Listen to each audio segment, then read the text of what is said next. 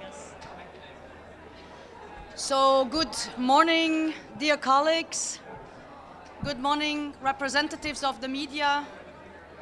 And let me, in particular, very warmly welcome all the humanitarians who are here with us today. I would like to quickly take the floor in my national capacity for a short introduction, asking my dear colleagues there to maybe be a bit more silent. You will have noticed in front of us stand unlikely guests, 14 chairs. These 75-year-old chairs were presented by Federal Counsel Ignacio Cassis, our foreign minister, to members of the Security Council during a trip to Geneva last August, when we commemorated the 75th anniversary of the Geneva Conventions. And from the then 15 chairs, one has already made its way to Sierra Leone with Foreign Minister Moussa Kaba, who was with us in Geneva for the commemoration, and after an impressive speech, brought this chair to his president in Sierra Leone. So why chairs, you may ask?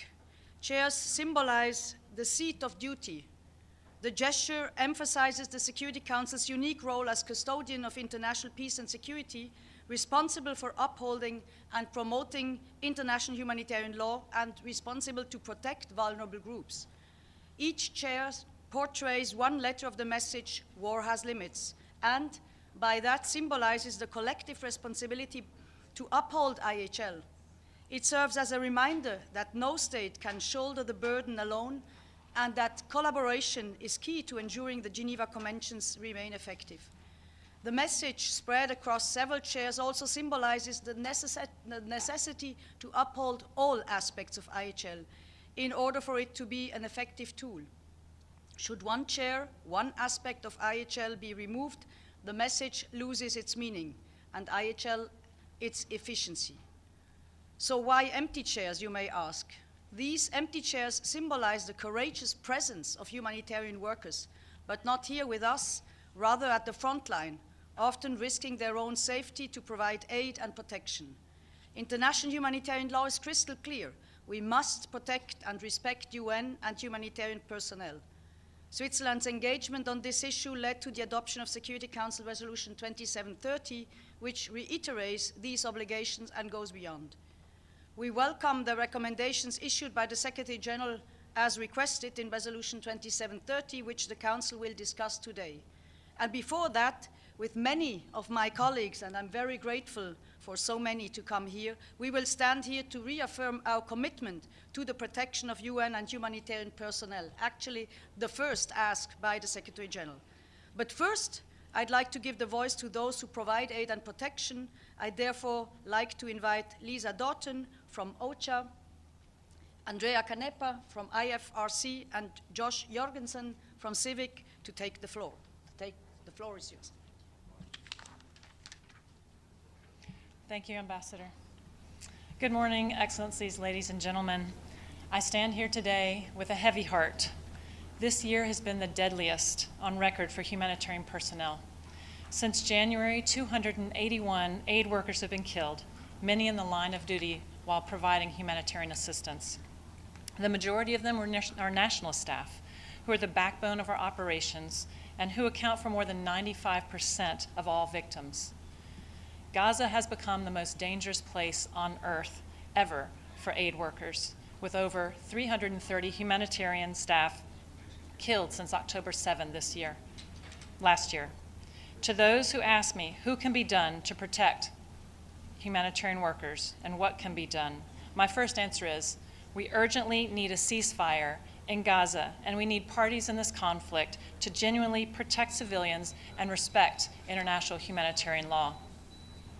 In Gaza and elsewhere, humanitarians continue to risk their lives to deliver critical aid.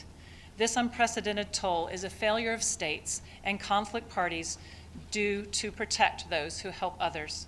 Compliance with international law is not negotiable, and harm to aid workers is not inevitable. It is preventable, and it must end. Today, we stand together in an extraordinary moment of solidarity. More than 115 member states are here, united by a commitment to uphold international law and protect humanitarians.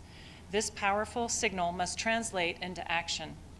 On behalf of OCHA, I call on member states and the international community to act with urgency, ensure respect for international law and the protection of humanitarians, condemn attacks directed against humanitarians in the strongest terms, ensure accountability for crimes against aid workers, sending a clear message that impunity will not stand.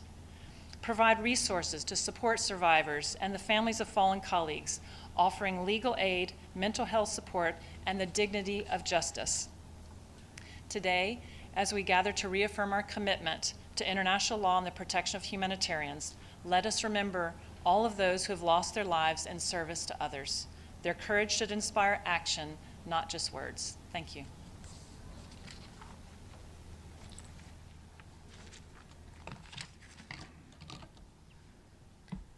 Excellencies, dear colleagues, we sincerely thank Switzerland for convening us, and we thank each and every one of you for being here. We are heartened to see such vast and diverse presence of member states. It speaks directly to the shared concern with the alarming state of affairs. We're also proud to stand here with our colleagues from OCHA and CIVIC, as the humanitarian sector stands united in our relentless appeals to protect civilians, including our colleagues on the ground. Humanitarians are there to help, and it should never be normalized that our lives are being taken for doing so. Yet mourning has become our daily reality, and our Secretary General and President have had to write condolence letters on most weeks this year. 30 of our colleagues were killed on duty just in 2024. For many of us who have spent the bulk of our humanitarian years in operational work, we know them as individuals, not as statistics. We remember their technical skills and their brilliance, but also knew their nicknames, the names of their children, and the way their voice and their laugh used to sound like. Beyond the record-breaking numbers of casualties, humanitarians are also facing threats, injuries, and arbitrary detention. There's a clear pattern of attacks and increasing attempts to justify them through narratives misconstruing the clear and universally agreed legal frameworks. We urge you to prevent this from becoming normalized, including by calling out every instance of such manipulation and dangerous misinterpretations, speaking up actively to counter narratives of dehumanization of our entire sector and of entire populations, firmly opposing shifts towards decreased access or replacing humanitarians with non-principled actors. What is needed is to increase access and ensure protection. In the case of our global network of 191 Red Cross and Red Crescent national societies, Palestine and Sudan are bearing 80% of all attacks, and all humanitarians who faced attacks were local. These facts are reflective of the broader trends being reported, yet there is a marked discrepancy on the level of outrage and response when an attack affects some humanitarians rather than others. We urge you to condemn and take concrete action for attacks on all aid workers, regardless of the passport they held, the country where the attack took place, or whether it happened at the hands of a state or non-state actor. Many of our colleagues were also killed off duty. The teams on the ground now often say to us, if we don't get killed on duty, we'll likely be killed with our families in attacks on residential areas. They find little difference in the real-life implications from those two scenarios. For their surviving loved ones, their son or daughter's life has been taken. In terms of operational capacities, there's one less doctor in hospitals overflowing with patients, one less paramedic to tend to the desperate calls for emergency assistance. We urge you to keep this link in mind. To address the need of protection of humanitarians, along with the urgent needed action for protection of civilians at large. While we must tackle the implication of attacks which already took place, the best way to honor those senselessly taken is to also act decisively to prevent further attacks. You have the options of accountability and deterrence. Please use them. We urge you to act with swiftness, courage, and clarity to prevent these attacks from continuing unabated. Finally, to our friends and colleagues killed this year, may you rest in peace and freedom. To your loved ones and our colleagues still standing, we hear you, we see you, and we will not spare a single effort in galvanizing concrete action be taken to ensure your protection. Thank you.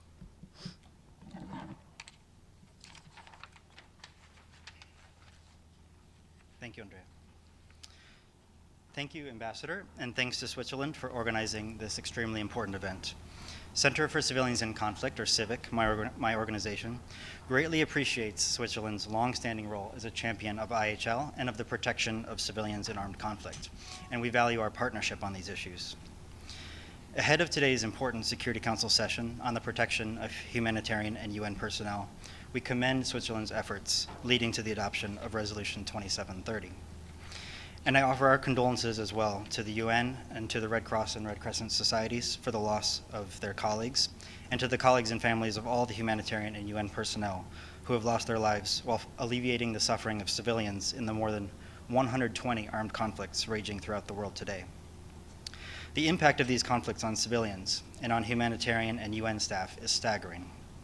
In today's conflicts, state and non-state actors target civilians and violate IHL with devastating consequences. Civilians are killed, wounded, and displaced. They're subjected to sexual and gender-based violence and to starvation. Technology and disinformation are being weaponized to harm civilians, and explosive weapons are used in densely populated urban areas, destroying schools, hospitals, and water and sanitation facilities. And this destruction is often fueled by arms transfers carried out in violation of both international and domestic law, facilitating increased levels of harm. And at the very time that their indispensable presence on the ground is most needed, humanitarian workers are being targeted at an unprecedented rate.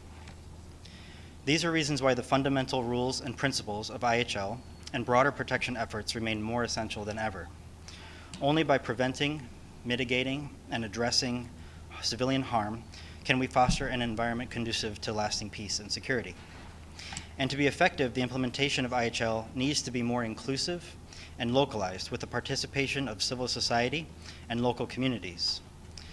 There is much that can and must be done by the Security Council, by states, and by regional bodies as well to operationalize IHL and improve the protection of civilians.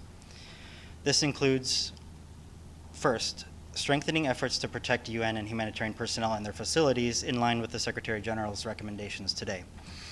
Second, endorsing and effectively implementing the political declaration on explosive weapons in populated areas. Third, refraining from arms transfers where there is an overriding risk that they will be used to commit IHL violations.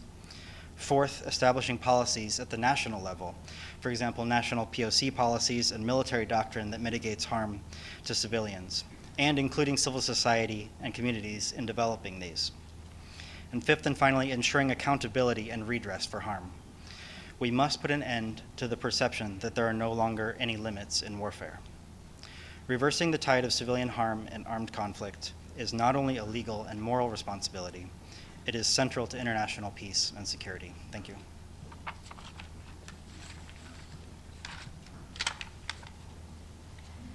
I would like to very warmly thank you, Lisa, Andrea, and Josh. Thank you very much, and our thoughts are also with your colleagues you have lost. And I have now the honor to invite my 115 colleagues who are joining us today for the Stakeout, co-signatories of the Stakeout. I would like to invite you to join me.